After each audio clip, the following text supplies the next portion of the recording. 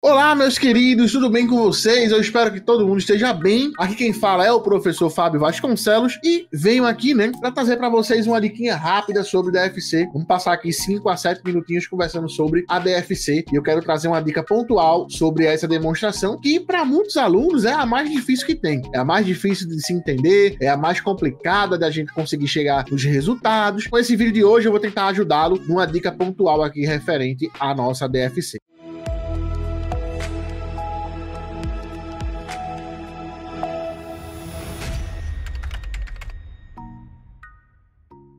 Vamos lá.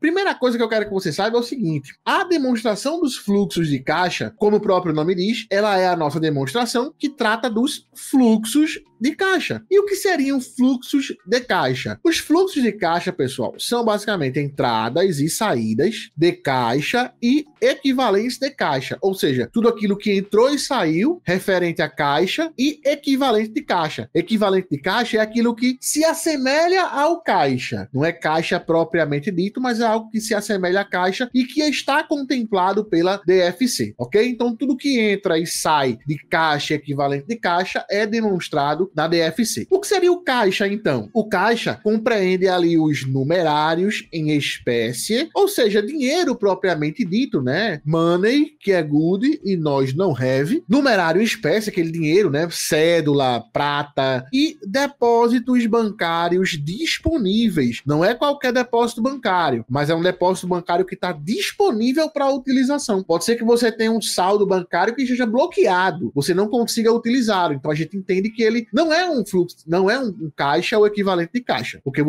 não está disponível para uso. Então cuidado com isso. Já vi questões de prova dizendo, né, trazendo lá as rúbricas, né, e dizendo isso aqui é um caixa equivalente de caixa. Aí tinha lá saldo bancário bloqueado para utilização após 360 dias. Pô, saldo bancário, tudo bem, beleza, tá no banco, mas não é caixa, porque não está disponível para uso. Perfeito? O caixa pressupõe aquilo que está disponível para utilização imediata. É aquilo que você pode utilizar para fazer frente às suas atividades. E equivalente de caixa, como eu falei, equivalente a algo que se assemelha a. Então, equivalente de caixa é algo que se assemelha ao caixa. Que são ali, ó, aplicações financeiras de curto prazo. Quando eu falo curto prazo ali, a gente não é o curto prazo de um ano, né, que a gente sabe, mas aqui são aplicações financeiras, ó, aplicações financeiras de curto prazo, né? O curto prazo aqui, para fins de aplicação financeira, para ela ser enquadrada como equivalente de caixa, a gente tem aqui como, por exemplo, 3 meses, vai. O CPC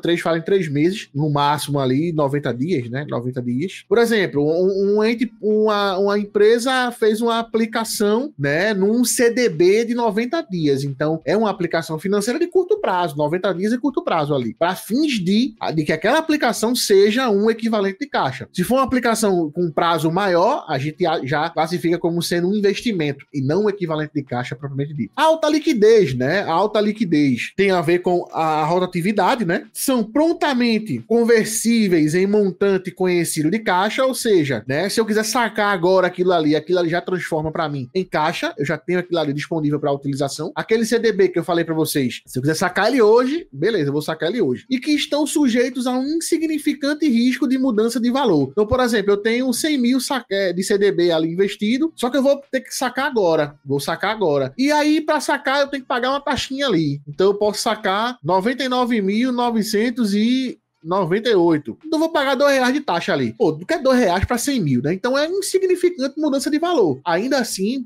pelo fato de ter alteração, ele continua sendo, essa aplicação financeira continua sendo um equivalente de caixa. Aqui tem um resuminho que eu trouxe para vocês, ó. Caixa, numerário em espécie, depósito bancário disponível. Equivalente de caixa são aplicações financeiras de curto prazo, alta liquidez, prontamente conversíveis em caixa e que tem um insignificante risco de mudança de valor. Beleza, a dica que eu quero dar para vocês é a seguinte: toda vez que a questão pedir uma DFC pelo método indireto, ela vai pedir para você analisar o fluxo de caixa pelas atividades. Analise o fluxo de caixa da atividade operacional. Analise o fluxo de caixa da atividade de investimentos. Analise o fluxo de caixa da atividade de financiamento. Para que você faça isso, você vai ter que observar a variação daquele saldo, né? A variação do saldo, né? De um ano, de X1 para X2, por exemplo, de um ano para o outro. No caso dos ativos, se de um ano para o outro, aquele saldo aumentou, então temos um caixa negativo. Se de um ano para o outro, aquele saldo, aquele ativo diminuiu, então temos um caixa positivo. É o contrário, certo? O estoque de um ano para o outro, ele diminuiu, por exemplo. Eu diminuí o estoque de um ano para o outro. Eu estou pressupondo que eu vendi aquele estoque, se eu diminuir de um ano para o outro, eu vendi e recebi em caixa. Então, o meu caixa vai ser positivo. Meu caixa vai ser positivo quando aquele ativo de um ano para o outro diminuir. Eu já dou exemplo. E em relação aos passivos e PL,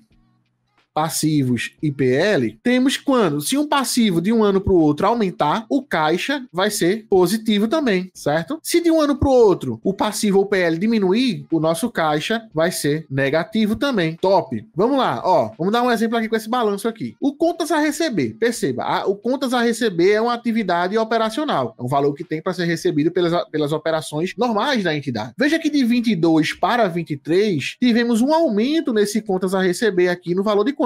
O valor de 120 mil. De 330 mil para 450, tivemos uma variação, né, de 120 mil. Mas esse 120 mil vai ser um 120 mil positivo ou negativo? Vejam, de um ano para o outro, a conta do ativo aumentou. Se ela aumentou, o fluxo de caixa ele é negativo. Então, eu vou ter menos 120 mil. Já a conta estoques, de um ano para o outro, ó, perceba, de 2022 para 2023, tivemos uma diminuição do seu saldo. Uma diminuição do saldo. O que isso significa? Significa que, né, houve uma diminuição aqui no valor de 65 mil. O meu ativo de atividades operacionais diminuiu de um ano para o outro. Eu posso entender o seguinte, que houve uma venda de estoques e eu recebi caixa por isso. Então eu vou ficar com 65 mil, um fluxo de caixa positivo. Mais uma vez, de um ano para o outro o ativo diminui, o caixa é positivo. De um ano para o outro o ativo aumentou, o caixa é negativo. Mesma coisa para os passivos aqui, né? A mesma ideia, como eu falei para vocês. Aqui, ó, fornecedores. De um ano para o outro, de 22 para 23, houve um aumento na conta fornecedores. De quanto? De 200 mil para 220 mil. 20 mil de aumento. Ou seja, 20 mil positivo. O passivo, se de um ano para o outro o passivo ou PL aumenta, o caixa é positivo. Se de um ano para o outro o passivo diminui, o caixa é negativo. Por exemplo, aluguéis a pagar aqui, ó. Aluguéis a pagar. Vejam que diminuiu de 90 mil para 80 mil. Diminuiu quanto? Diminuiu 10. Se diminuiu esse aluguel a pagar, eu tô pressupondo que eu paguei o aluguel. Então tá saindo caixa. Então o caixa é negativo, em 10 mil. Então essa é a dica. Espero que tenha entendido. Extrapolei um pouco mais o tempinho aí, mais 10 minutinhos. Espero que você tenha entendido. Essa é a dica pontual que eu quero trazer para vocês. Quiser estudar com a gente, Escola Contábil, tamo aí para te ajudar na aprovação do exame de suficiência. Tamo juntos. Até mais.